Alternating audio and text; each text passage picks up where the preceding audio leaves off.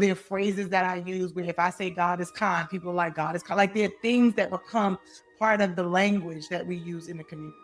It was also intentional for me to not build a community of mean girls. Mm. Mm. Because I also don't want a mean girl community. And it was important that I'm coming out authentically and I'm teaching about the things that we want. So we are compassionate to one another. We love one another. We hold space. We look for each other. What's up, everybody? I am your boy, DK Hammonds, and I have the distinct honor and pleasure to introduce somebody that really don't need no introduction, but we gonna give her one the right way.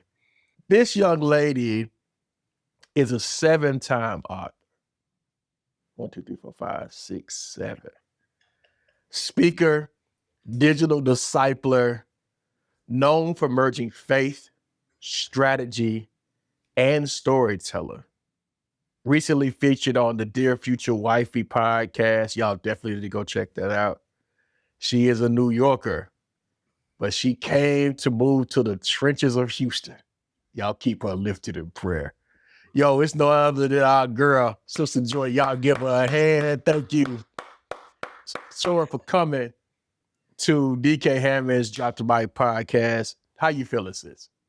I'm feeling good. And thank you so much for having me. I always think it's a big deal when people give you credibility with their audience. So thank you so much for bringing me on. And I got to borrow that. I'm going to have to borrow that intro now.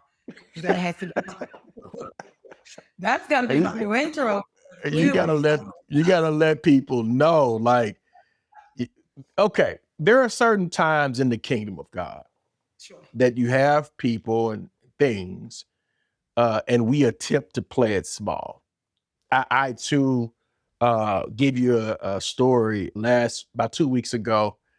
Somebody asked me for my resume, and I'm an entrepreneur. I'm like, okay, I'm gonna indulge you, and I did. And so in that indulgence, I was able to see or review what I have done in my body of work. And it arrested me at that moment to say, you think you small, but you actually aren't. And so I say that to you at this onset. I feel like it's going to be that kind of podcast, and I'm okay with that. I said to you at the onset, because when I look at your credentials, I say the same thing. I say, oh, bachelor's from here, prestigious university, bachelor's from here, JD from here. No. We're not going to play it small today. We're going to show up in our fullness today, because that's what God called us to do. Yeah. Is to show up in how we show up. Now, I speak of you in this very multi-hyphenated area, and the reason why I feel like we have synergy in some areas is because we are one and the same, but in different areas in terms of being multi-hyphenated. Digital discipleship is one of those things that you are passionate about, and please, y'all go check her out on her social media places as far as what's happening. They went on this morning. I think it's like every morning at like 6, but she's gonna tell you, 6, 8, she's gonna tell you more about that, and then some of the books. So sis, tell us about your journey and how you got here. Journey. When people say journey, how far you want me to? I was born. No, I'll go back to the start of entrepreneurship in about 2019. To be honest, so I'll say in general, I grew up in Black Baptist church. My grandfather was a pastor, so I grew up very PK adjacent. He had a church in Brooklyn. And at that time, now that I look back on a lot of those things, he was doing a lot of things that were really transformational at his time. So they did in the 1970s $1 million housing project. So $1 million housing project in Brownsville, Brooklyn Bed-Stuy, Brooklyn for a Black church, right? And that number was unheard of in the 1970s, right? So these are things. And he wrote a book called Compassion for the City, which I actually read as an adult. But the whole idea was that we can't look at evangelism purely through the lens of winning souls if we're not trying to impact lives, people's living conditions, how they move. And so, because I believe that mantles don't die, they transfer. When people leave, mantles don't die, they transfer. I'm finding myself walking in those mantles, my parents, those things, unwittingly. Now that I'm looking back, I'm like, oh, right, this ain't just some magical thing that I came up with. And so, roundabout, I spent a lot of my early years in church, but not really understanding church. I came out of a Baptist experience, went to a Pentecostal one, liked things about both, but didn't understand things about both. And somewhere in that process, kept hearing that I was too analytical, that I didn't have enough faith because I needed too much structure. I was never really saved enough for the spaces that I was in. And so I kind of left because I think after a while, you like, I got to fit somewhere. And at the same time that this was happening for me in the churches, my church experience, I was having amazing experiences in school. I was having amazing experiences in my career. And so the things that nobody valued here, they valued there. So I leaned into that. And I would say I leaned into it to the neglect of my relationship with God. And so God, as He will let you play around as long as He lets you play around. And then there's a moment where it's like the kingdom has need of you. And so in 2019, I started getting this unction or this burden again for the faith community. And so in 2019, February of 2019, actually, I did a month of um it was called Faith Based February. And so my thought at that point in time was I really wanted to take all these things I was learning in the corporate space about business sustainability, organizational design, and team build and team structure, all this stuff. And like I could really see how churches could benefit, especially churches in urban ministries where we are predominantly reliant on giving, but we're relying on giving from populations that are generally not living above the poverty line. And so the church is then impoverished because what they're relying on is impoverished. And it taints the way we teach faith because I'm telling people to get have enough faith to be your last so we can be sustainable. And I won't go all the way down that rabbit hole, but there were things that I felt like the church should be sustainable as entities amongst themselves. And so I started talking about different things. February 2019. We started talking about things about like how you're engaging people, all this stuff. We're still not fully in it, but like we're gonna do this month. And I'm gonna go back to what I've been doing. As I did it, it got some feedback. And so I ended up doing, and we called it With Faith Meet Strategy as like a cute name. And I ended up doing a couple of in-person events that year. I was charging $39. It was brunch included. I'm teaching for 4 hours. Like it was like whatever. And people came and was like, I got good preaching notes and that was good, but like wasn't really any activation. February of 2020, a year later, we hit a global pandemic. And these churches now have to shut down. And so how they minister, how they're able to receive giving, all these things. By that point, people are like, "Wait a minute, can you run that? Can you run that back?" And I was like, "Yeah, nah, I'm doing something else." Because in November of 2019, God had also kind of like pushed me to leave my job.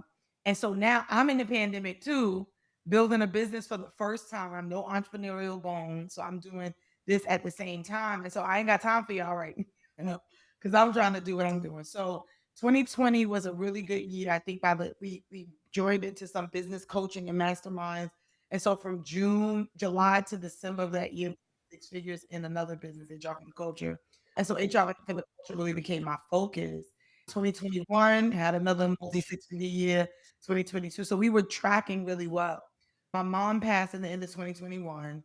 I had started leaning that I think put my faith back together because me and God started having some really candid conversations. I went through a divorce in 2022 from a marriage that most people didn't even know I was in. It was a long term, and we'll unpack that another day too. And so I'm in this space of all the things are falling apart. My mom is gone. Financially, I was married to somebody in the military, so there's some financial stability that comes with that alone. That's gone. And now my business is also going through a hard patch where we contracted with a national, well-known not-for-profit organization that is supposed to be here for the benefit of women and colored people, who then decided to break contract and basically was like, take us to court. And because I'm small business, I put a lot of money investment in Of course. supporting them. It was a really big project, it was a seven-figure project. And so it breaks. And at the point that it breaks, I am breaking. And so I'm asking God, in my mind, okay, God, I'm gonna do what you want me to do. I'm like, yes, Lord, I'll go to Nineveh. Now I'm about to be showing up. Get me on the belly of this well, okay? And started really leaning into what it is that I thought God wanted me to do. Because in my mind, I would give him 30 days, 60 days of surrender, and then he was just going to fix everything. And so July comes, August comes, I'm still doing the things. We have been doing some with Faith Strategy events, but up until that point, HR for the Culture had been funding everything. So now that's not moving in the same way. And in September, God told me to start going live. I started doing little things in my stories and was like, I'll do this again tomorrow if it makes sense. And then tomorrow will come. So September, he told me to do 30 days of faith and gratitude, which was a struggle because I was not in a place of gratitude at the time. I was not understanding what God was doing. So 30 days of faith and gratitude. And I'm doing the 30 days of faith and gratitude. I'm going live in the morning. It was prayer. We were doing devotionals, and people just started joining in. At that time, I wasn't even comfortable praying on live. So I would turn the camera off if I was praying, or we would do prayer on the Zoom on the back end. But I would just come and do some Bible study. And people just started connecting with it and engaging. And we had a group of about 25, really quickly, like 25 to 30 people that were like coming on that time of morning being on. And so 30 days was like 30 more days. In the second round of 30 days, my mentor said you should do a devotional. And so we did Counted Out Joy, which is a 30-day devotional. And so that was technically my first book. The problem with that is when I go to events, and I started speaking again during that time. And going to events, people are like, do you have a book? And I'm like, I got this devotional. And they're looking though for a book on the content that I'm talking about, not a devotional, Mhm. right? So then that became like, well, you got a book, but it ain't the book. And so I started actually going through moments of I would be 2 weeks, I would be in bed, like my leg, I think one period, my leg just locked up. And for like 2 weeks. And so God was like, right. And so I'm stuck in bed, start writing. And so I literally was taking models that I had been sitting in for at this point 5 years, 6 years, and putting them into books. We started Counter Again 2023. I went through the end of 2023 when January came. I was like, all right, God, I gave you your 4 months. We're gonna head out. By that January, I just couldn't let it go. Like I was now, we go together. And so that community actually built me a we get into that year, and then I feel a push to move. And I'm like, move where? I don't even look at that. I looked at Atlanta and Houston where money was good because I'm going to these places of Black entrepreneurship. Now my money ain't good. And so I'm like, move where, how? Right. What people don't talk about with entrepreneurship is when your business starts taking, depending on where you're at, you start putting everything into it. So my Amex is run up, like all the cards, because you're now trying to fuel it with everything you got. So credit cards are run up. Credit is now looking shisty. Like it's crazy, right? And so now they're telling me to move, and God used that community. So somebody in the community was doing logistics work and was like, God put it on my heart to make sure that your goods got moved. So she paid for my car and all of my household goods to ship from Europe. So New Jersey, Texas. So everything just started moving. Nothing would work where I was. Everything was opening up where I was going. And so I just leaned in. And so he kept saying July 1. And June 30th, I got here. None of the electricity was on. It was 800,000 degrees in here. And so I literally could not move into my house until July 1. Like that's how specific he was. And so this last year has been a healing journey. It's been building my relationship with God. It's been addressing things like grief, anger, like things that I've been sitting in that I had not processed. It was a lot of releasing and letting go. I had to deal with that I had been sitting in the shadows of what felt like a failed business because it was a very public grow up and a very public crash, right? So sitting in where it feels like to look like you failed and done it so publicly and all those things. And so, but I'm realizing, I'm thinking, I'll pause here because I've said a whole lot, that if I found obedience to just become the only thing that I can, like the only thing I can count on is that if I did what God asked, he would continue to show up. And so that kind of became an anchor. And so Count It All Joy, I've leaned into like, oh, it's not just a live, it is really a digital discipleship community where we are looking to help people live between Sunday and Bible study. Like, what is your life with God like in between those two touch points? And really trying to address the fact that most believers are biblically illiterate. While we are heavy in our church attendance and we know cliches and we are churched, we are biblically illiterate. We are not understanding and rightly dividing. We are hooping on, we're using the scripture to give us a sermon title, and then we're hooping for 30 or 45 minutes. So really to address some of the biblical illiteracy and help be grounded back in their relationship with God. I will pause there. You guys, you've heard so much in that how we got here. And I want to let that breathe for a second. Some people need that to breathe because somebody is connecting and saying, man, that's that faith journey and that obedience journey. How do I stay on track with it? And if you hear our sister Joy speak, she gives you the strategy, right?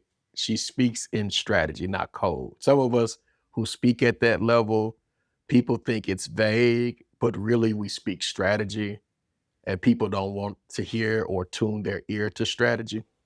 And so we have to say it to them in very uncouth ways because that's the only way they understand things, right? And so Yeah. I honor your faith journey. I honor the struggle that it has taken you to get here. I honor the obedience that you needed to get to the place. I too have been in similar situations where, as an entrepreneur, as a business owner, there are going to be times where your faith will be called to question financially and in your faith. And you had better stand up in it. Yeah. If you believe God called you to it, there's going to be some staying. There'll be some times where some clients was supposed to pay, didn't pay, and you sitting there looking like, player. I, there have been times where leaders, pastors, ministers, business owners have said one thing and done another. Yeah. All those things exist. And still, we find ourselves counting it all joy. So, explain to us with life's movements, Mhm. how do you count it all joy? So I really had to dig into that scripture in a real different way because I feel like when I was first hearing it or when people were using it, it felt like a suck it up buttercup. Like, just count it all joy, like make Yeah, it yeah, okay. yeah. And what that scripture is basically saying is that count it, count it as be okay in these moments that really feel crazy because you know that these things are moving you to and expecting it. Make it almost like your dashboard. That's something that God is about to do something for me, that He's bringing me into a place of maturity and Mhm, completeness and wholeness. mhm, So that I'm lacking nothing. So I am not excited about the struggle. I am excited about the fact that I know that a kind God, a loving God, a faithful God is not just haphazardly playing with my life. And so if his hand is on my life and I'm going through these things, there is an expected expectation, there is an end for me. And so that became part of one of my like mantras. Like I'll say God is kind. And when I first started saying God is kind, I was really saying it almost in really hard places to be like, God is kind. So I'm experiencing this, but remind yourself, God is kind. Like it was almost like a keep yourself together. God is kind. Like I was really trying to make myself or trying to affirm myself into believing it. And as I kept saying it, it like landed in my heart that most of us want a nice God, right? A God that gives us the pleasantries and but kindness, the difference between niceness and kindness is that niceness is about the surface pleasantries and the cordialities of a thing, but kindness is really concerned about your outcome. And so a kind God isn't always a nice God, right? It's a God that is mindful and knows what I need and what it is that I require for the life journey that I'm on. So when I started saying count it all joy, it was really not even really a play on my name, to be honest, because I know most people think that's what it was, but it was more of a dig into the idea that like there is a portion of life that you have to go through. And if you don't learn to count it joy, if you don't learn how to put God in proper context, to understand that process doesn't mean punishment. it really sometimes is preparation and preserving you. Like if we don't put those in proper context, we will live our entire Christian life waiting for the bad part to be over, right? We'll really live with heaven being more of an escape and the idea of just getting out of this world into the next without leaning into what it is that God has purposed in this particular portion and assignment on our lives. And so that's where, for the first, it don't really feel good. It's like you go to the gym, you're doing the reps. If I'm going to the gym and I'm doing workouts or lifting weights and don't feel anything, in my mind, there's something. I can say I went to the gym, but I'm expecting for this weight to feel heavy. I'm expecting that 24-hour soreness. Why? Because that's giving me an indication that the work is doing the work. And I That's right. think that's the mindset we have to have, that like this thing is supposed to feel like I'm fighting with my flesh. This thing is supposed to feel like people I'm not supposed to be popular in the places that hate God. These things are supposed to look like what they look like. That's my indicator that I am moving in the proper direction. And so that's really what counter joy is for me, is that like, okay, I see opposition. Opposition is an indicator that I'm moving in the right direction. And so it's not always about me wanting God to make it better fast. It's about me. How do I lean into this as much as possible so that my 11-day journey don't have to be a 40-year wander, right? That I can stay in the place that God has me, but also get to the expected end that He has as well. So good. Again, y'all go pick up these books and material. More of that insight is there. You mentioned, because I made a post about this recently, about, hey, it's kind over here, but that niceness is about like this. And I mean that with every fiber of my being. So let me explain what that means for people. I am kind with the heart of Christ. I'm kind. But when you are looking for the additional pleasantries, code switches, things that people play, or what I like to call doing the dance, Mhm. you only dance with my wife. I'm not dancing with you. So let's get right to it and tell me what it is that you would like. Yeah. And I know people sometimes that rubs people the wrong way, Mhm. but I value directness, Mhm. not the kind of directness that shows up in other digital platforms. This is the directness I value. Yeah. And so I'm going to be kind. If you come to me and say, hey, DK, you violated something, I'll be like, man, my bad. Yeah. Let me call my own foul here and let me self-evaluate. But if you're trying to do all this extra stuff, I'm going to call it out too, because you're trying to play in my face. And I've been grown a long time and I don't play none of that. I Find don't another play. face to play with. Find another face. Hey, like you say, you from New York. I'm from Little Rock, Arkansas, and it comes out very differently in very different places. And that niceness thing, it do something for my skin tone, and it kind of itches at it. And I'll be like, nah, man, we gonna be kind. But if you try to play games in my face, I'm gonna be on your behind in a way that's gonna make you uncomfortable. All right. Hey, Chen, y'all can cut all our laughing. We gonna be here for a second. It's all good. Now, in your storyline, you also mentioned relationship. And yeah, we talked about some strategy as it relates to how we can count things all joy. We talked about how digital discipleship played this critical role in your faith formation and how to move it from stagnation to elevation. We talked about that, but let's talk about relationship. Now, of course, you did your show. You were super funny. You were super dope there. But I feel like we if we wanted to, we could have another space to talk about it. Sure. But let's talk about singleness in Houston, because I got a friend. Yeah, see, that's how we gonna do it. I have a friend. I'm gonna call her name out. Her name is Stacy. And Stacy lives in Humble, Texas. Hey, girl. That's like my good friend. She's been my good friend since high school. Okay. And I hear the stories, not just about the Nigerians and the West Africans. I hear the stories about how some of our good Houston brothers are showing up in the dating scene. I hadn't been in the dating scene for almost 15 years because I've been with my lovely wife, Aisha. So I hear the stories.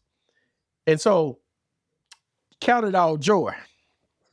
Let's hear your story about dating, singleness, relationships in Houston. So I don't know if I got anything good in Houston because I'm new to in Houston.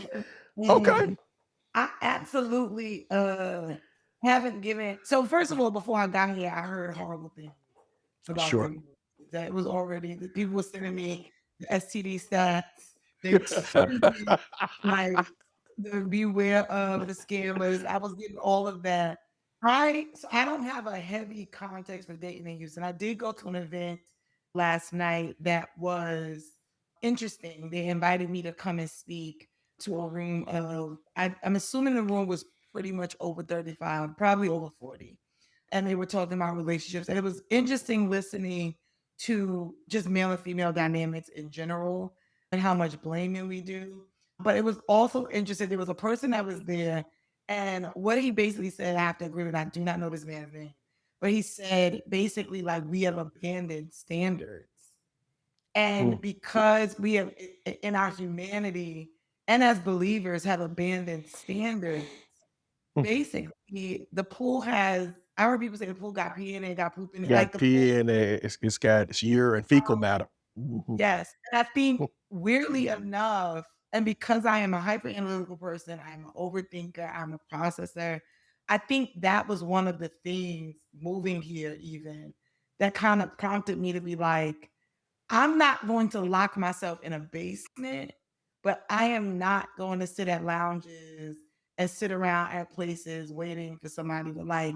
I really did when I say like I this was a gift to God, like God, you're going to have to help me navigate this. You're gonna have to now, of course, pre the podcast, but even post the podcast now, I have had the saints in my DMs and and it has been an interesting, I will say interesting experience because that's the word I got. Is interesting. And what I think is, I will say that also as believers, we have Mm, lowered the standards such that I tend to believe that men that are even approaching women over 40 have mm, learned to manipulate our desperation ooh, in ways where they don't even have to really make us a good promise. They just got to throw out the right buzzwords and we will promise ourselves into giving up or leaning in more than we should. And so I do think that that space, I actually want a friendship that involves because at the end of the day, we are over 40. And the probability is I'm going to be with you in the years that you ain't spry and doing cartwheels, right? This is where we're leaning into. And so there's that. So I may not be the best wealth of commentary. oh, I have some people tell me that I was gonna maybe struggle as a New Yorker because I'm very straightforward and that people wouldn't necessarily know how to process that. So I've heard that. I do have a friend out here that I referenced in the podcast, and we aren't good friends, but he lives a lifestyle that wasn't one that I wanted to lean into. But he's happy sure. in it. And we have great convos. But I can't give you that and how you hit the ground running. Maybe we'll get that next year. We'll talk about internal experience, right? Based on what was said on my last podcast, by next episode, We're I gonna try to lift that work. up. But Well, let me say this. I'm going to put everybody, I'm gonna kind of lump everybody in. yes, So Houston is a big place. For those of the audience who doesn't know, Houston is huge. You can literally drive from one side of Houston for an hour and still be in Houston. I think people don't understand that part. Houston mirrors, in my opinion, because I live in Dallas. My brother is about to live in Houston. Houston mirrors New York in a lot of areas, in a lot of ways, in terms of pace, in terms of thought process. But here's where Houston is southern. When we talk about church, Houston is extremely southern as it relates to how church is moving, how it's ran, etc. And so there's a whole nother subculture I will not talk about online, but I indulge offline about Houston's subculture as it relates to preaching and teaching and things of that nature, because that's a whole nother conversation. And then there's a whole nother layer when you talk about my Nigerian family. That's another conversation. It's just this melting pot of possibility. Now, I think what's even more intriguing is the saints in the inbox. Let me not get past them, because the good saints, you've gotten savvy now and somewhat lazy. I'm gonna say it. She don't have to say it. Let me say it as big brother. You guys have gotten savvy and somewhat lazy. And here's where you've gotten savvy and lazy. You're savvy because you have right now access. You don't have to deal with the other stuff around you. You can go right to the source and be like, woman of God, I think I heard the Lord tell me to come talk to you. I think I heard the Lord. When in fact, you're using language to appeal to my Christianity walk. And let me tell y'all, brothers, that's trash. Yeah. Here's a better approach. We giving strategies. Let me help y'all from a married dude.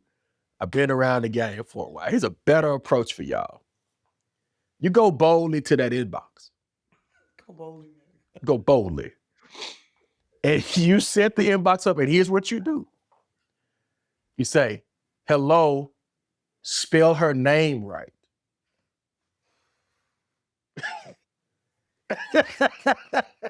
Just spell the name right. Hello, name. My name is, spell your name right. And I am curious about how you move. And I would love to know more about that. And that's going to be on the other end. That person's going to be like, oh, what do you mean how I move? And now we have a conversation. Now you setting up the plane for a good conversation that you can have for maybe an hour because you set the framework of your questioning right. Okay, so when you get, and I'm giving it a game. When you get done with that question, and that person answers, and y'all talked, and y'all have had good banter, because good banter, y'all don't know how to do that either. Y'all got to have some good banter. Good banter is good banter is. You gotta be quirky, have some good banter. You do have to have some mental capacity to have conversation. So once you're done with that good banter, then you're gonna come in with what we call in my business a CTA, a call to action. Hey, woman of God, this has been great talking to you. I've learned so much about you. You've answered all of my questions, and I'm super intrigued and would love to continue the conversation tomorrow. Would that be okay? That woman of God gonna be like, man, your approach is fire. I appreciate that. Absolutely. And she might give you her phone number. She might just type it. She might be like, you know what? I appreciate the try. I'm gonna give him the number. Then your job with that phone number is not to good morning her to death. It's not to woman of God her to death. It's not the black queen her to death. Not to WYD. Not to WYD to death. Your job is to come in like this. Again, it's masterclass. Hey, have you eaten today? It's gonna throw her off. Because at that moment, she has to turn off her brain and think as a human being. And she's gonna be like, you know what? I have not eaten today. And you're gonna be like, cool. I'm gonna send you something. You send that little something through, no questions asked. And what you have established, I'm trying to help y'all. What you have established is you're able to see a need, meet a need. You're able to have some conversation. You're able to be direct and not play these games. And that conversation now will go from 2 days to 6 months just because you did that. So to your point, we don't have standards in relationships. We also don't serve one another well in relationships. Right. And that's how we get all that set up. And I'm gonna tell my team, hey, y'all might want to take this out. This was too good for some of these folks. Put this over to the right. We might do something with that. Like, that And was fire. the thing of it is that the DM part is Mhm. that I'm already battling the noise of, are you a troll? Are you a real person? I already got to go to your page, right? Because I'm not meeting a human. I'm meeting letters, right? Yes. Are you Yes. a scam? I'm already trying to read this to see, does this sound like somebody in some other country trying to get this? What is going on, right? So I'm already processing that. Now you're in my DMs and you're making me do mental gymnastics because the person that slid in most recently came in hot on a Sunday. First of all, at 9:30 at night. So now Don't you're play coming no games on Sunday. Leave Sunday alone now. Go somewhere to that. almost 9:30, almost 10 o'clock at night. You're not reading any of the cues, right? So you said, like, good evening or whatever. I'm saying good evening, how are you? You say good evening again. So now we're on our third iteration of good evening. I didn't expect you to answer back so fast. So what did you message me for? And then it's like pastor, evangelist, first lady in all caps, and then my name. Block. Bye. You just did it So to now yourself. I'm like, so I said, well, I answered back because I'm in my, I'm going through my messages, just having an occasional moment. I'm going through my messages. I'm giving social a few minutes and about to wind down. That was It's I'm cute. about to head out. Your response was, good. I caught you at a great time. What Nope. about this? That and then proceeded to like, did you minister today? What do you do in ministry? Sir, if you've been on my timeline, absolutely know what I do in ministry because that's literally all I do right now. I barely even do strategy on my timeline in this moment. So like you gotta so now we're sitting there like, and it's then we've changed the backdrop of the text where it's hearts in there and like, so now I feel like Stop. you love comment on the first. I have another Ooh. one on TikTok who came in. He's older, so he said he was 53. When you go on the page, I noticed that a lot of the posts are the Silver Fox Thirst Trappy post, and it's Oh, the steering wheel, so I know what kind of car you got. It's like that kind of stuff. And then grow up. Just messages yeah, it's a little like a bruh. So I'm like, I'm answering, but then at first I'm like, because of course your friends are like, girl, don't be so closed up. Girl, your girlfriend, we got you outside letting people wink with that shit out window. Okay. Your guy friends be making up women that don't exist, and your girlfriends have you out here please I'm sure. So I'm like, okay, but I picked up the cadence was very like you message at 3 or 4 o'clock in the morning. I get up at 6. So it's like, are you there? Like it's almost urgent. And so I snarkily respond back like when you're messaging somebody at before 4 o'clock in the morning, there's no thought you could possibly have that they're gonna immediately respond to you. That's my way of saying like pump your brakes. He goes back, yeah, well, but you're here now and I'm still expecting an answer to my question. He's bye. waiting on the answer. That he will wait. The rapture will bring that answer in. I have nothing else. Raven, God, what is happening right now? So I'm like, Lord, can I just be at Starbucks and we just have the same I phone? think I think I think that's those things are plausible. Houston does give you some unique opportunities. Also, Charlotte. My son just moved to Charlotte, Okay. so Charlotte is a good place for single people, up and coming people. I feel like Houston is not bad. You do have to find the pockets Yeah. of Houston to kind of ride that wave, and then you'll find the pocket, and then there's individuals within that pocket that you'll kind of buy.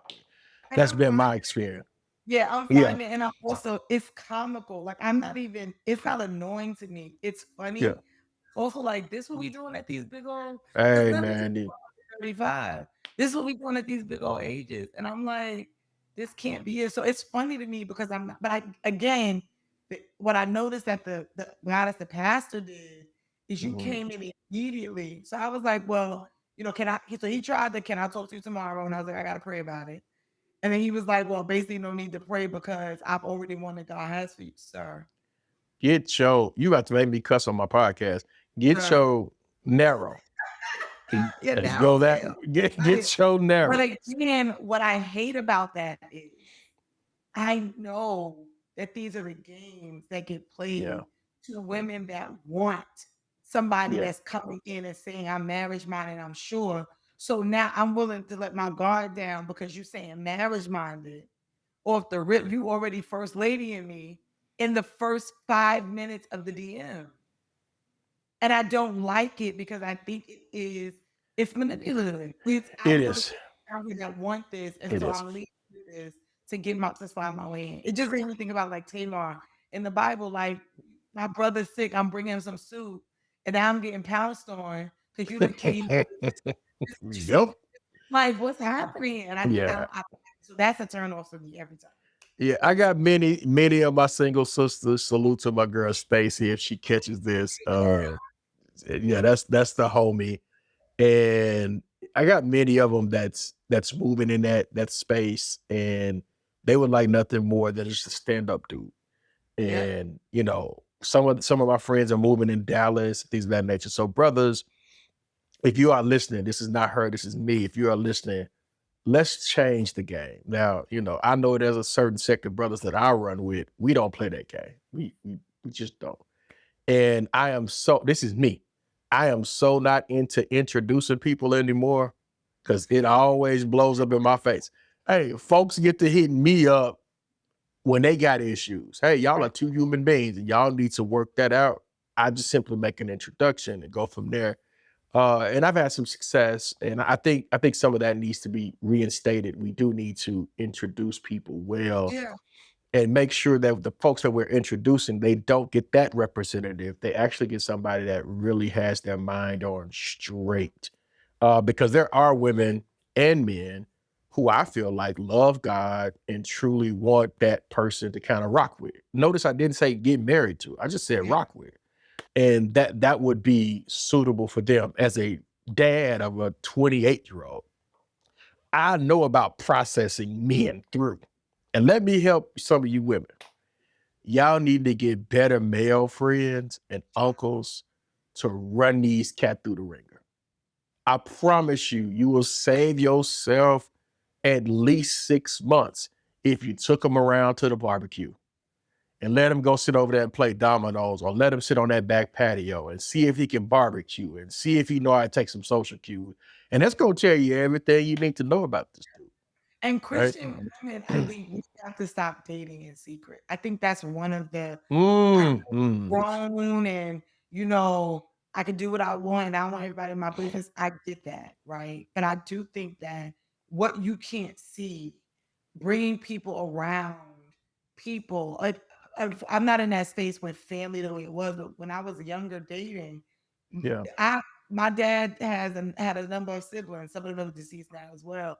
But like cousin wise, it was a lot of us. So Hey. we played spades at the table. We was at my grandparents had the pool in the backyard. They did the barbecue. So having that person stepping away from them, or they looking at one of your cousins' butts, like you need to be able to see all the Mhm. people moving. And I think we do a lot of sitting in restaurants, trying to catch flights, being in solo moments too much. Where if I'm getting to know you, we can get to know each other, right? In spaces. Come to the skate and come to the church skate out, whatever it is. Be in Mhm. community so that other people can see what you can't Yeah, see yeah, and yeah. observe that person in a natural habitat. That person on that Mhm. date is dressed up, smelling better than they ever smell. You don't know if their house clean when they leave it, right? And now you sit in a restaurant and you are only holding space for the representative. Mhm. So we gotta stop these Okay. secret I agree. prideful. I'll I disagree with just that. Yeah, and that person could have them flying bugs that they got in Houston in their house and don't know how to get them out. Yeah, hey, I'm getting used to the insect the, population. yeah, them days. All right, so let's shift gears. We Yes. talked about obedience, counting it all joy, relationships, but let's have a conversation about how your digital discipleship and strategy behind that. I think audience members would be interested in that too. Again, this is a multi hyphenated person who does a lot of things. And so walk us through strategy. Now, I know systems part and I know what goes into it, but walk us through strategy of digital discipleship for you. Strategy. So I will say now I'm clear that there is a strategy for this. That's So the fair. first strategy, step one of strategy was obey God. Put that in your first. That sometimes before you can think through, I think about like Garden of Eden model is that God puts man in something, which sometimes can be the idea, it can be whatever it is, and then tells them to be fruitful, to multiply, to replenish it, right? Mhm. So I feel like sometimes obedience gets you into the garden of sorts. And Yeah. then once you're in there and you like, okay, now I know how to be fruitful, multiply, base. So the first part is obedience. The second thing though that I realized is that because of the way I'm trying to say this, so I'm not a church basher. Let me start off with that as me. Yeah, for sure. One of the things that the pandemic bubbled up is that church, the community that we lived in church when I grew up, all the things that church satisfied and fulfilled, we've gone away from it, Mm, right? And so when the pandemic said you can't come into the building, and because we had neglected so many of the other communal things that used to be a part of when I grew up in mm, church, now the one thing I need you for, I can't do. And I'm figuring out how to do that otherwise. It made it hard for people to go back into the building when the pandemic was over. And I think that the biggest thing that we did not figure out how to do was build faith community, was to build communities of believers and community of saints, right? And so when I started leaning into counting joy, it was really like I'm going live, I'm doing this thing in the morning, I'm showing up, who's going to be on here? I was watching the numbers. What it actually started doing, two things is that one, it built my stamina and it built my ability to show up intentionally on a consistent basis. Trying to talk to God for people 5 days a week, every morning, tired or not, whatever. That builds a level, it built a level of biblical acumen. I had to actually study my word differently. I had to mhm. be careful that like we weren't just dropping the scripture and moving to the next, but there was we may spend a month on a topic, whatever it is. So it began to build the personal muscle. So one of the strategies that most of us need if we're going to be doing anything that involves other people is what is your ability to do it. My bishop always says it's not what you can do, it's what you can keep doing. So, have you built the muscle to continue doing the thing so that you're not in a space of whatever? The second thing is that I was not pushing real hard to make it a marketed thing before I was clear about we had something worth marketing. I always mention to people like marketing is a spotlight. It don't make your thing better or worse. It just puts a video. That's And right. so if you got something that's weird, you're gonna put a big spotlight when you're weird. So I leaned back and away from trying to be something that swole fast and had a whole bunch of people in it and started thinking about the things that made it feel like a culture, like a community. So we Sure. really tried to build intentional culture. So we like tried to find like the CIAJ tribe, and there are things now to like drop a one in the chat, or there are phrases that I use where if I say God is kind, people are like God is kind. Like there are things that become part of the language that we use in the community. It was also intentional for me to not build a community of mean girls Mm, mm, because I also don't want a mean girl community. And it was important that I'm coming out authentically and I'm teaching about the things that we want. So we are compassionate to one another. We love one another. We hold space. We look for each other. So I'm like, hey, if you somebody you normally see in the chat and you don't see them, go tag them in. I made it the responsibility of the community to hold each other so that this wasn't about me building a personal fan club. It's actually a community of discipleship, yeah. right? And accountability to you're not just accountable to jump on this live and get what you need. Somebody else needs something. So building that in. Those are like some of the core kind of like things around it. And then I started listening to what was missing and to what people needed. So as I'm breaking things down, I realized, wait a minute, this is also becoming the thing I don't love when it's becoming a place where they're only listening to me, but I don't have a way to hear back from them. Right. So then that linked us into using things like Telegram, like getting, I'm not going into the tech stack, whatever, but leaning into like, how do I create a space for them to be able to unmute and say something back? How do we think about like doing like virtual Bible studies where everything don't have to be for the stream? What can we do on in the inside where you got your bonnet on, but it's just us? I don't actually record a lot of those things, like our prayer calls are not recorded to be replayed over and over again. Some of those group things, it's like if you was there, you was there. If you wasn't, you wasn't, right? The stuff that's on the timeline is to replay. So those were some of the readings. The biggest thing that God had to deal with me with, especially in this day and time, is the numbers. Because we are bred to believe that if it's not a million people, it's not successful, right? And so we start leaning into gimmicks over strategy because we want visibility and we want quick growth. Mm. And it was a day that I was about to do something and I was going to cancel something because the numbers weren't where I wanted them to be. And God literally said to me, I left the 99 for the one. Mm. And if I can show up for the one, so can you. Joking you. And so when I released the idea of how many people needed to be in it and linked into the quality of what it is that we needed to build, that was absolutely a game changer. In that it took the pressure off of me to stop looking at the number in the corner of the live. It gave freedom. I also decided it's hard to show up every day inauthentically that much. So I intentionally do not get up overly made up. I have makeup in my room, but that's just I didn't want to get up an extra hour early to paint my face on. I'm not judging anybody. Who else? Other people show up. These were my things. I'm in a t-shirt sometimes. I'm dressed down. They've seen my back end. I think one time my desk broke and I was live on an iron board. And I was like, y'all ain't got no excuse. I got my laptop on the iron board. Like, they've seen that. So there's so much of this that they feel like they with me, like they me go through my move. They've seen me, they've been a part of, not that they in every Mhm. part of my life, but I stopped showing the things that was nobody care about what you ate. I mean, I know we like taking pictures of our food and stuff like Yeah. that, but it's discipleship, people trying to figure out how to live. And Mhm. if God is gracing you to live before them, then live before them. Talk to them about the losses and things. So that was also part of it. And then the other thing is I had to learn early on that it was not sustainable with just me. So I Yeah. started looking for who are the people that are consistent in the community that are mature enough to handle prayer, to, do a lot. We have one of mother, I call her Apostle Mom, but she's an older woman, seasoned woman that teaches on prayer. So on Monday, she's doing it's altars before action. She's doing something. We have a therapist on Thursdays that does therapy Thursdays, and she's talking about healing and stuff through a therapeutic biblical lens. We talked about fit for the master's use. We got to get these bodies ready to sustain these assignments. So it's now you ain't just waiting to hear what I'm gonna say all the time. There's other people adding value in this space. Sure.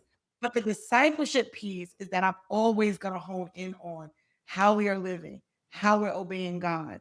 I don't give people a pass. I think they was in a room like, oh, we giving ourselves grace. I was like, technically, that's not biblical. God gives grace. You giving yourself permission and excuse to not do what you're supposed to be doing. Let's look like it's that.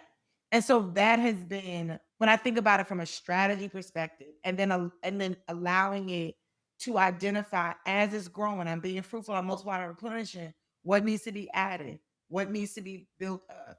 What needs to move differently? We're getting an app built out now, right? So that's something that we're doing for the community because I'm tired of Telegram and all these things. Yeah. And the another thing was, and then I'll pause, is also being mindful of who your audience is. I don't have an audience of 19-year-olds. I have an audience of individuals that's between 35 and 65. So I also realize that technology is a lift.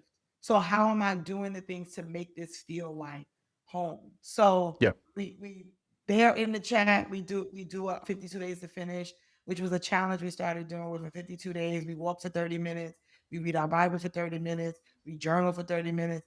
They in the chat, there's days I ain't get up and walk yet, and they already posted it's giving people things to Mhm. connect. And the last piece is that I have intentionally told them I'm not building a church, but I'm building the church, the ecclesia. We're building up the people of God.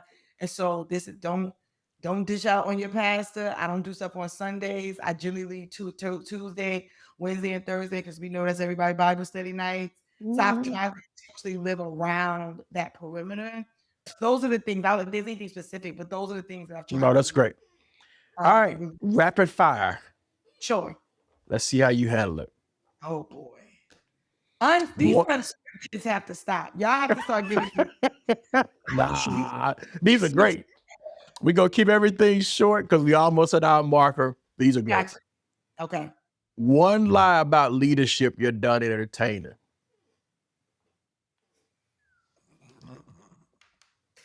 That they always right.